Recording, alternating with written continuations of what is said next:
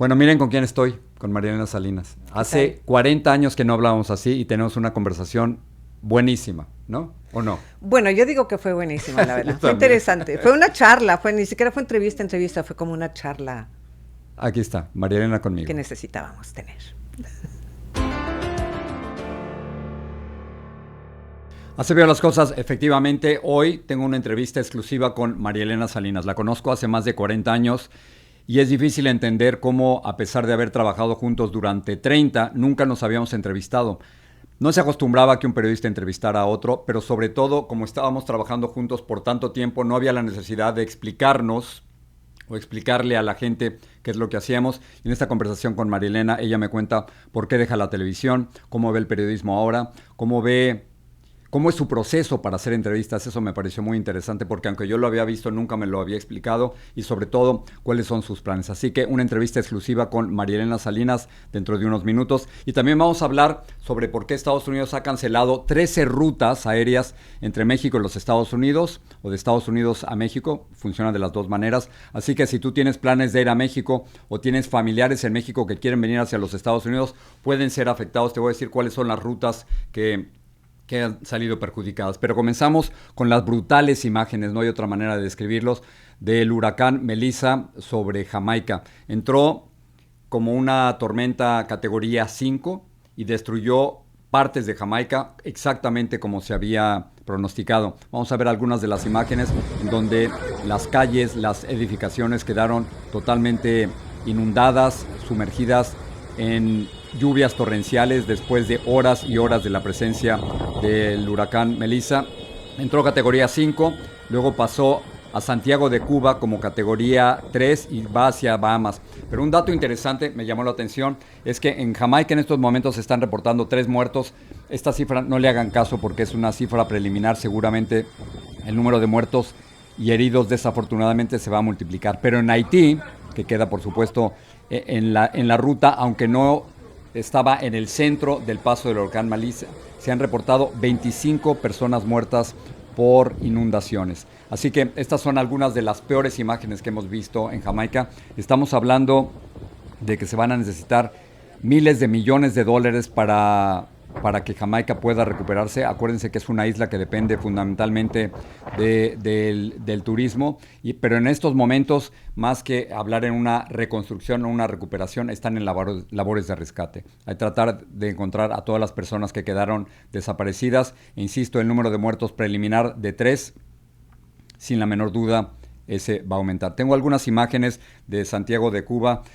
Pero antes de eso, quiero presentarles las declaraciones del ministro de Energía, Transporte y Telecomunicaciones de Jamaica, quien nos habla de los destrozos causados en la isla. The hurricane made landfall in the western part of the island, and it's devastation, total devastation. We are now in day one of the recovery, and the work starts with the government and, of course, all our partners worldwide. As you said, we have about 700,000 people connected to the electricity grid, and near 500 are out. Me quedo con las declaraciones del ministro de Energía. La frase que él utiliza para describir lo que ha ocurrido en Jamaica es total devastación. Y cuando un ministro habla así, y cuando está encargado de las labores de rescate y recuperación, nos damos cuenta que ciertamente hay graves problemas en estos momentos. Todavía en Haití, por supuesto que quedaba a un lado, pero particularmente en Jamaica, por donde pasó el huracán.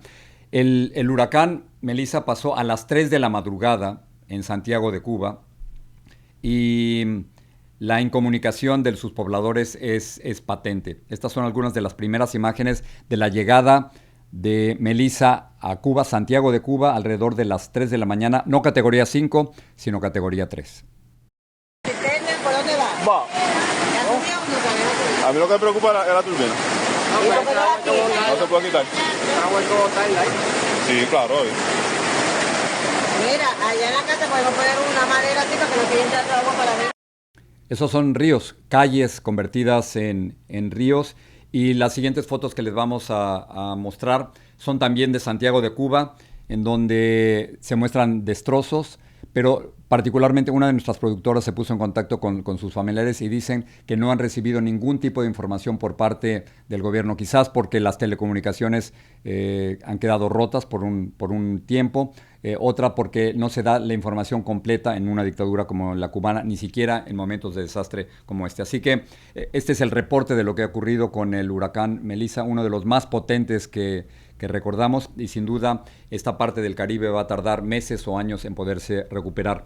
Vamos a hablar de una campaña de desinformación aquí en los Estados Unidos, pero el diario The Washington Post está acusando al propio gobierno, al Departamento de Seguridad Interna o Seguridad Interior, de una campaña de desinformación en la que estaban presentando como válidas fotografías e imágenes de operaciones que no ocurrieron en ese lugar. Por ejemplo, aquí el Departamento de Seguridad Interna quería enfatizar sus éxitos o aparentes éxitos o supuestos éxitos en Washington, en D.C. y en Chicago. Muy bien. Pero de acuerdo con el diario The Washington Post, muchas de las imágenes que ellos presentaban como verdaderas no eran de Washington ni eran de Chicago, sino eran de otros lugares, Los Ángeles, de la Florida y Massachusetts. No solo eso, sino que las fechas no coincidían, los lugares no coincidían y el tipo de operaciones tampoco coincidían. Así que si decimos que en una guerra, y el gobierno del presidente Trump ha presentado como una guerra su lucha contra el narcotráfico, lo primero que se pierde en una guerra es la verdad. Aquí el Washington Post está acusando al Departamento de Seguridad Interna de no decirnos la verdad, de presentar como verdaderas imágenes que no son de ese lugar. Es una verdadera campaña de desinformación, de acuerdo con el periódico, que está acusando al presidente y a este departamento de no decirnos la verdad y tratar de presentar como éxito operaciones que ocurrieron en otro lugar y de otra manera. Muy bien, estamos en el cierre del gobierno. Ayer uno de ustedes me enviaba uno de sus comentarios preguntándome qué es eso del cierre del gobierno. Tienes toda la razón. No se trata de que llegan con candados y cierran las oficinas del gobierno o las oficinas postales o donde dan los pasaportes. No se trata de poner un candado. De lo que se trata es que durante un año, gracias al Congreso de los Estados Unidos, se aprueba un presupuesto, igual que en tu casa, igual que en la mía. Hay un presupuesto de X dólares al mes, de X dólares al año, y eso es todo. Cuando hablamos de un cierre del gobierno, de lo que estamos hablando es que no hay un nuevo presupuesto, y como no hay un nuevo presupuesto, no hay dinero. Es decir, el gobierno se queda sin dinero, no encadena los edificios. Lo que quiere decir es que se queda absolutamente sin dinero. Lo peor de todo es que dependemos de políticos demócratas y republicanos para ponerse de acuerdo en ese nuevo presupuesto, y no se ponen de acuerdo. Estamos en el día 29 y el líder de la mayoría en la Cámara de Representantes, el republicano Mike Johnson, dice que por el momento no hay salida, pero lo peor, se van a dar cuenta, está acusando a los demócratas, los está culpando del cierre del gobierno. Pero si yo les presento a un político o a políticos demócratas, van a decir que la culpa es de los republicanos. Aquí, Mike Johnson. It's day 29 of the Democrat shutdown, and things are getting really tough for the American people. The Democrats are coming near now to a cliff that they will not be able to turn back from. More air traffic controllers and TSA agents and park rangers are about to go without a paycheck. You've got families and children that rely upon SNAP benefits that are going to go hungry here at the end of the week. The Democrats own every one of these consequences. A ver, aquí está acusando a los demócratas, y de nuevo, si le pregunto a los demócratas, van a acusar a Mike Johnson y a los republicanos de no ponerse de acuerdo. No se ponen de acuerdo sobre subsidios a los seguros médicos, y los demócratas argumentan que si no se autoriza otro presupuesto, que millones de personas se quedan sin seguro médico en los Estados Unidos. Muy bien. El caso es que estamos en el día 29, y cuando llegue el día 31, que es el viernes, es el día de Halloween, más que un día de susto, y no es de broma, hay miles, millones de empleados del gobierno de los Estados Unidos que no van a recibir un cheque. No reciben un cheque. Quizás están obligados a trabajar porque son empleados esenciales o trabajadores esenciales, pero no van a recibir un cheque. Y entonces esta crisis está llegando a momentos inusitados, y los efectos son enormes. El último reporte que estábamos viendo es que en pérdidas económicas el país está perdiendo entre 7,000 y 14,000 millones de dólares por este cierre del gobierno. Dinero que podría haber entrado a las arcas del gobierno de los Estados Unidos, pero que no se está utilizando. Ya que estamos hablando de noticias económicas, Jerome Powell, quizás no reconocen el nombre, pero él es el presidente de la Reserva Federal. La Reserva Federal es en realidad el Banco Central de los Estados Unidos. Es un bancotote, es el banco del gobierno de los Estados Unidos. Ahí entra y sale todo el dinero. Muy bien, el presidente de la Reserva Federal o del Banco Central, Jerome Powell, acaba de anunciar una reducción en los intereses. Y tú me vas a preguntar, ¿y a mí qué me importa la reducción de los intereses? Bueno, importa de esta manera. El Banco Central está reduciendo en 0.25% los intereses que presta este banco, es decir, el gobierno de los Estados Unidos, a otros bancos. Y luego esos bancos, a su vez, son los que te prestan a ti y a mí. Entonces, si el gobierno central, el Banco Central, reduce los intereses a los bancos supuestamente van a pasar esta reducción a ti, y la próxima vez que vayas a pedir un préstamo bancario o que vayas a pedir un préstamo para comprar una casa o un apartamento o un auto, los bancos van a reducir los intereses con los que te lo hubieran prestado ayer o antier. Así que por eso nos afecta todo esto. La Reserva Federal, el Banco Central, el presidente de la Reserva Federal está interesado, decía, ya no tanto en un problema de la inflación que está aproximadamente a 3% anual, es decir, si compraste algo en 100 al principio de año, luego te va a costar $103. Pero dice que su principal preocupación, y quizás tú te puedes identificar con esto, tiene que ver no con la inflación, sino tiene que ver con el trabajo, que cada vez hay menos trabajos, que hay gente que está siendo despedida y que conseguir trabajo es sumamente difícil aquí en los Estados Unidos. Así que la principal preocupación económica del presidente del Banco Central, que es un tipo que sabe un montón de economía, es trabajos más que inflación. Voy a saltar a la frontera con México porque si tú estás pensando en ir a México para Navidades o en los próximos días o para Thanksgiving, o tienes familiares que van a venir desde México hacia los Estados Unidos, ten cuidado dónde estás haciendo tus reservaciones, porque Estados Unidos acaba de cancelar rutas aéreas entre México y los Estados Unidos. Canceló 13 rutas aéreas del AIFA, que es el Aeropuerto Internacional Felipe Ángeles, a los Estados Unidos. Ahorita te cuento del AIFA. Afecta rutas de Aeroméxico desde el AIFA, que no es el Aeropuerto Internacional de la Ciudad de México, es el otro, el que construyó López Obrador, a Houston y McAllen.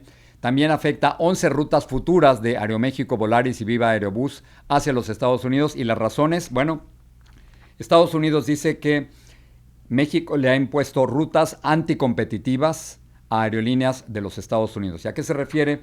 Que los estaban obligando a estas aerolíneas norteamericanas a irse al aeropuerto, al AIFA, que es de nuevo el aeropuerto que creó Andrés Manuel López Obrador en su sexenio pasado. Ustedes se acuerdan que se estaba construyendo, cuando él llega al poder, estaban construyendo un nuevo aeropuerto internacional cerca de donde se encuentra el actual aeropuerto internacional. Y entonces López Obrador dijo, no vamos a construir un nuevo aeropuerto, destruyó las estructuras iniciales del nuevo aeropuerto y creó un nuevo aeropuerto, que es el aeropuerto AIFA. El caso es que en AIFA hay muy pocos vuelos, es muy difícil hacer conexiones de un aeropuerto con otro, muchas veces se llega a ese aeropuerto y prácticamente no hay tránsito o pasajeros, y lo que están diciendo las aerolíneas de los Estados Unidos, no me envíes al AIFA, por favor, déjame llegar al Aeropuerto Internacional de la Ciudad de México. Y como no ha habido reacción, ahora Estados Unidos está cancelando estas 13 rutas que pudieran afectarte si quieres viajar o tienes familiares que vienen desde México hacia los Estados Unidos durante los próximos meses. Termino con unas imágenes de Brasil. Hay una operación en Río de Janeiro para tratar de controlar a una pandilla o a un grupo de pandillas y el tráfico de drogas dentro de Río de Janeiro. Pero la operación ha sido de tal magnitud y tan desordenada que hasta el momento el número de muertos inicialmente era de 60 y ha aumentado a 130 muertos. Aquí las imágenes. Ó, tem uns colegas do choque aqui pra trás da gente aqui.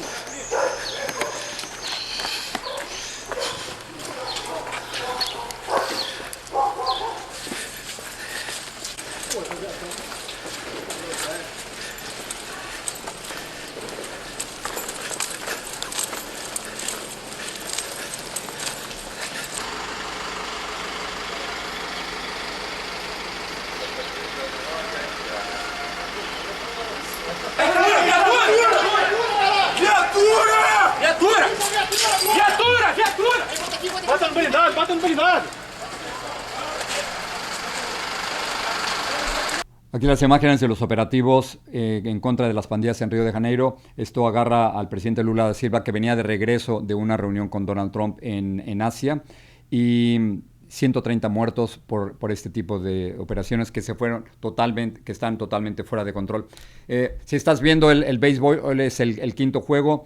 Los Ángeles y Toronto están empatados a 2. Son juegos maravillosos, de una atención extraordinaria, así que hay que estar muy pendientes de eso. Y hay que estar pendientes ahora mismo de la entrevista que tengo con Marielena Salinas.